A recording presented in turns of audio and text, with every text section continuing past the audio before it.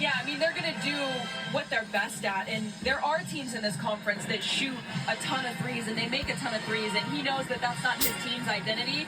They're going to play to their strengths, and they built success and culture on playing aggressive, getting into the paint, running in transition, getting steals. So they're going to stick with that and do what they do best, and that's won them games so far, and they're looking to get one here on the road against UTSA. Roadrunners on the other side, led by the old reliable Jordan Jenkins with 12 points, as you see their final huddle before we start the second half. Both teams getting a final few words in as the game clock shows 10, ready to start the third quarter. Karen Aston trying to help the Roadrunners get back on another winning streak, as they had a 7-game winning streak followed by a 10-game winning streak and have yet to lose 2 in a row. Currently on a 1-game winning streak.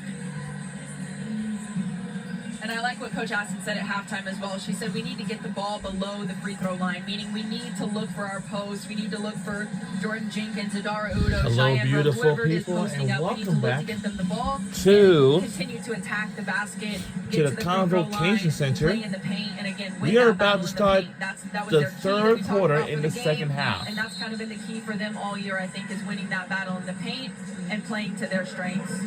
One of the things that we meant to get to for Jordan Jenkins, as she adds on to her accolades, she was named a mid-season watch list for the 2025 Women's College Basketball All-Star Game. So obviously she is somebody to keep an eye on in that regard, and she was also on the Ann Myers Drysdale National Player of the Year watch list. So one of the top 50 players in the country. All right, identified. we She are has underway in created quarter some number special 3. moments for UTSA down the stretch here in So the February team we're and still rooting for Yeah, big players show up in is big moments, and I don't know if there's a bigger it's moment for either of UTSA these two teams in this Roadrunners. game here tonight. It's gonna be a Knowing what's pretty at stake, tough this is game, the one you know? versus the 2 matchup. Just both teams trying to get whatever edge they can, and you see North Texas coming out, triple teaming Adara Udo on the baseline, forcing the turnover and running in transition. Hardaway gets the 2. I don't think Coach Burton could have scripted that any better. If we asked him, what do you want your team to do coming out on the first possession, it would be a turnover and a layup, and they did just that. Trims the Roadrunner lead to 2. Jordan Jenkins trying to get free to get to the block, and then was bumped there by Johnson on the entry pass from Delio Negron. And if that was on Johnson, I believe that is her 3rd foul. It is.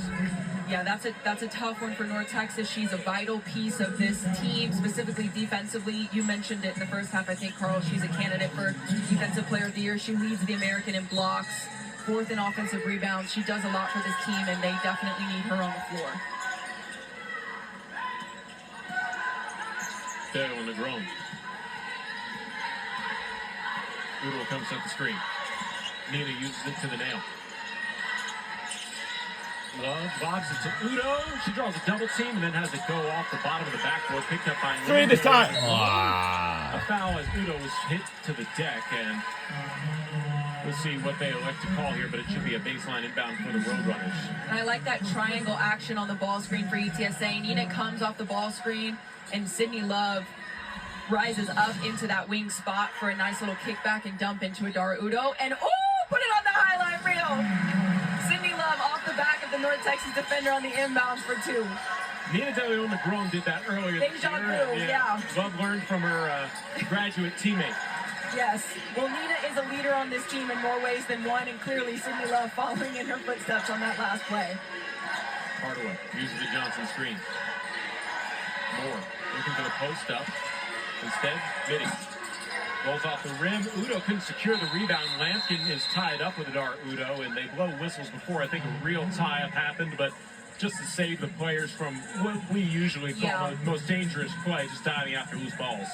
Yeah, and I think maybe even from the first half with the tangle that we had between Johnson and Jordan Jenkins, maybe just trying to keep the game under control. They don't want it to get chippy.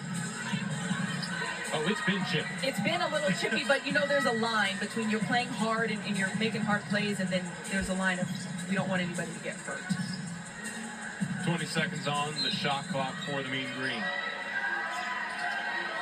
Johnson watches the play develop on the baseline. No one coming to help the dead ball, and now Rudin will get it. That was great help by Jordan Jenkins, knowing that Johnson really doesn't want to shoot that pull-up, sagging off and helping her teammates. too strong off the window for Wooten, and then the rebound goes out of bounds. Team rebound for the Roadrunners. Kyle Deck will enter the game for the Mean Green. And Johnson, who exits with 3 personal fouls, was able to squeeze out a few more minutes after picking up that third. And we'll keep an eye on her when Coach Burton feels it's appropriate to get her back in the game. Again, she's a vital piece to this North Texas team, so we'll see how long he can afford to keep her on the bench. Back to the zone look here for the Mean Green. Roadrunners trying to figure out how to get the entry pass to the post. Instead, Delion McGrone tries the wing 3. Tapped out by Jenkins. Nice job by Jordan Jenkins, knowing she couldn't get the rebound, but tipping it so her teammate could.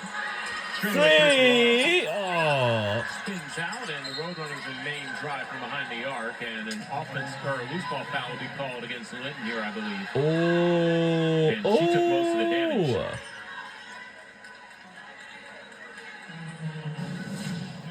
So in the middle of your screen. Yeah, just gets hit. Oh. Throws a little bit of an elbow that connects with the face, and I think there's going to be a look for the flagrant here on the elbow. So Yeah. Linton picks up the second personal, but Lampkin could pick up a flagrant, which seems interesting. Yeah, you always got to be careful on the rebound of chinning the ball and swinging your elbows. It's risky. Well, we'll take the media time out here. Roadrunners with a 4-point lead while they look things over. 7:37 remaining in the third. We'll be right back. Don't go anywhere. We have a situation going on.